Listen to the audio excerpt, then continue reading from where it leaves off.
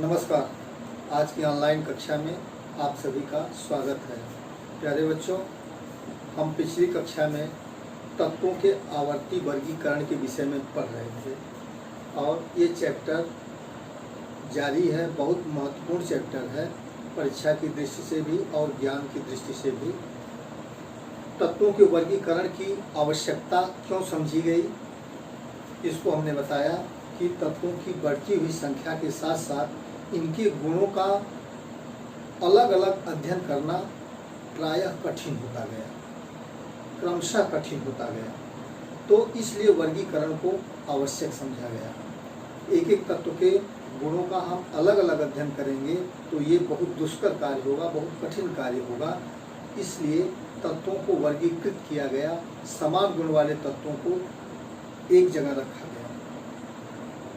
और इसके लिए हमने आपकी कक्षाओं का उदाहरण दिया था कि कक्षा 6 के बच्चे या 8 के बच्चे, इनका जो अलग अलग ग्रुप बनाया गया है, अलग अलग कक्षाएं बांटी गई हैं, केवल इसीलिए कि आपको अध्ययन करने में और हमको पढ़ाने में सरलता महसूस हो। उसके क्रम में हमने आपको एक समूह बनाया था, ये एक नियम बताया था, डोबेराइनर का त्रिक समूह या त्रिक नियम। डोबेराइनर ये वैज्ञानिक का नाम है।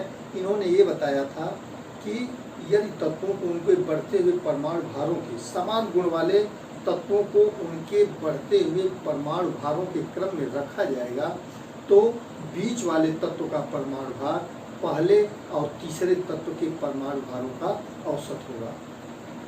इसके लिए हमने आपको लिथियम, सोडियम और पोटेशियम का उदाहरण दिया था।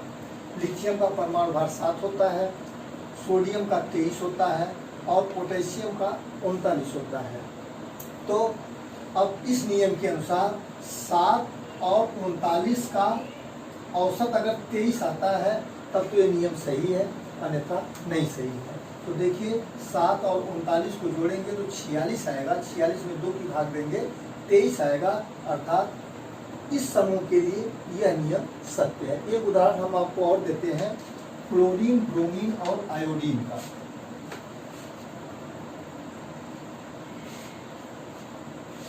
इसी प्रकार से है।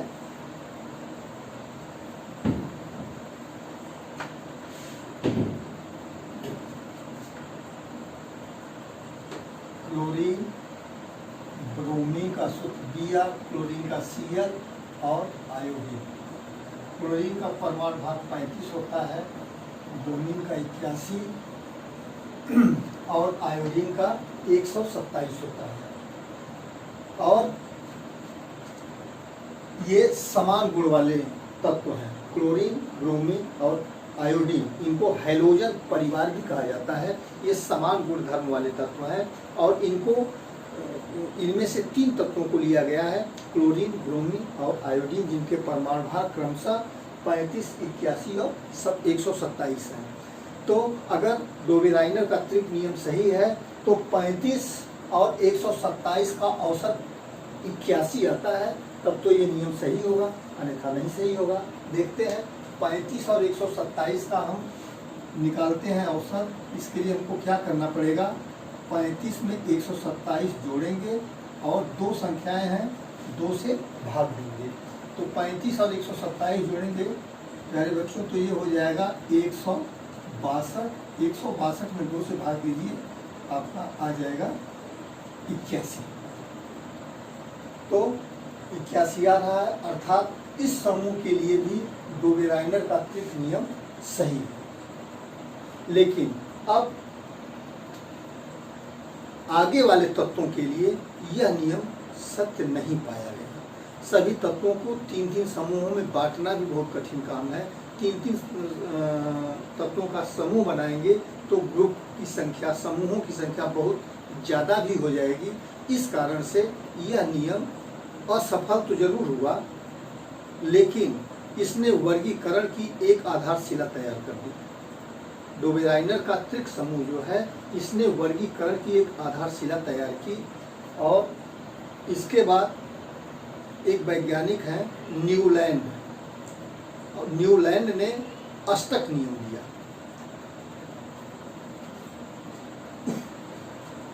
तो हम पढ़ते हैं न्यूलैंड का अष्टक नियम क्या है। आज इसी के विषय में इस क्लास में चर्चा करेंगे।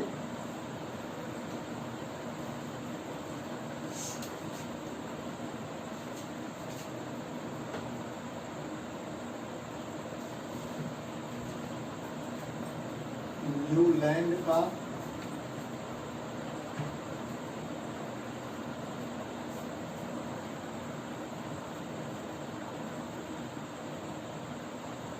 अष्टक नियम।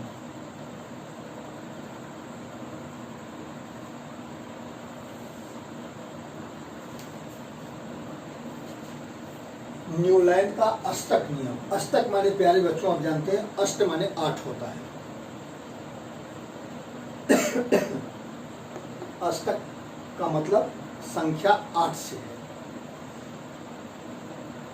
संगीत के विषय में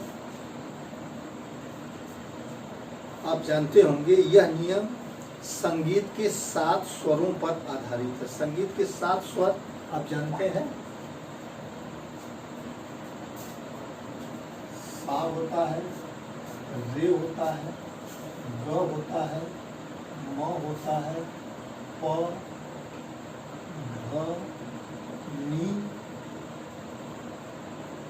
और इसके बाद पुनः 8वां स्वर जो होता है वह पहले, जैसे इसको पहला स्वर मानते हैं, दूसरा, तीसरा, चौथा, 5वां, 6वां, 7वां और 8वां स्वर जो है पुनः पहले स्वर के समान हो जाता है अर्थात सा आता है। ये आप लोग जानते होंगे कि ये संगीत का जिस प्रकार से संगीत का प्रत्येक 8वां स्वर की ध्वनि, प्रत्येक 8वें स्वर की ध्वनि पहले स्वर के समान होती है, उसी तरह से न्यूलैंड ने ये बताया कि यदि तत्वों को उनके बढ़ते हुए परमाणु भारों के क्रम में रखा जाएगा तो प्रत्येक 8वें तत्व का गुण पहले तत्व के समान होगा।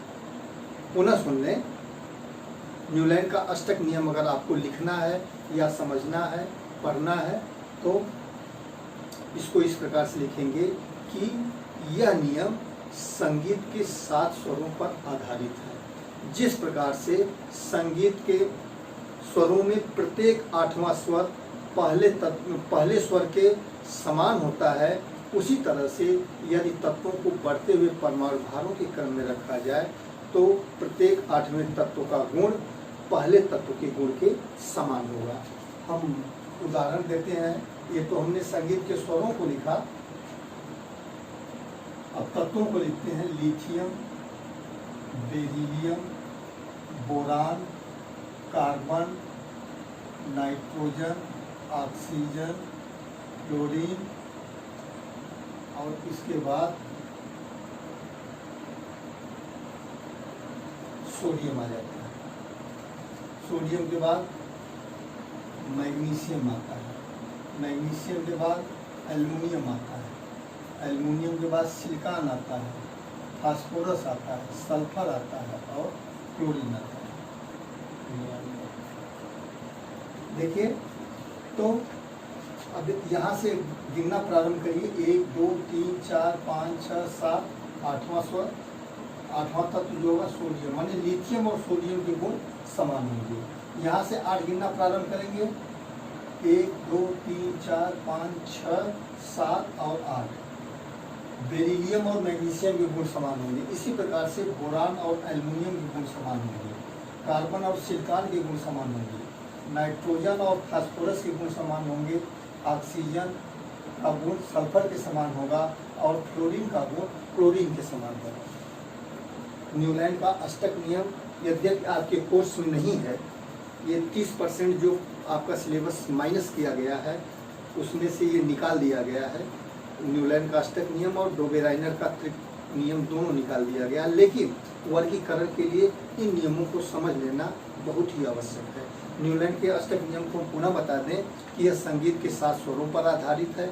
जिस प्रकार से संगीत के प्रत्येक 8वें स्वर की ध्वनि पहले स्वर के समान होती है, उसी तरह से ये तत्वों को उनके बढ़ते हुए परमाणु भारों के क्रम में रखा जाएगा तो प्रत्येक 8वें तत्व का गुण पहले तत्व के गुण के समान होगा।